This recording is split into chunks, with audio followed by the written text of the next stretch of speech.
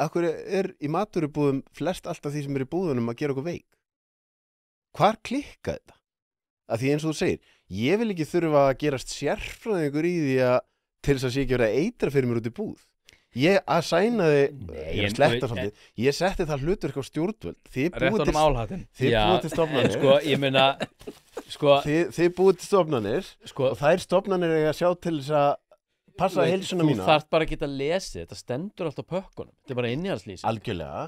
Kona mín alltaf að panta eitthvað frá Matland og eitthvað kassa fulla eitthvað lífrænum drasli. Þetta ekkert mál. Algjörlega. Þú sækir þetta bara eitthvað hér og þar. En ef við erum að setja ríkispening í þessar stofnanir, hefði ekki verið ágætt ef að þær hefði ekki leyft E428 og því það átti ekki að leyfa þetta í matvæli.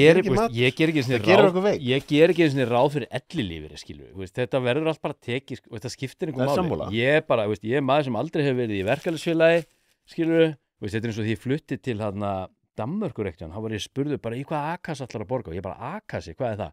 Það er svona sjóður sem þú borgar í, þannig að þegar þú verður atvinnulaus, og ég hef aldrei verið atvinnulaus, og ég byrja af hverju þarf ég að borga í sjóð, bara þá færðu pening þegar þú ert atvinnulaus. Og ég skildi ekki konseptið því að ef ég missi vinnuna á mánudegi þá eru komið með aðra á þriðjudegi eða miðvikudegi, en það snýst bara með 1 eða 2 daga.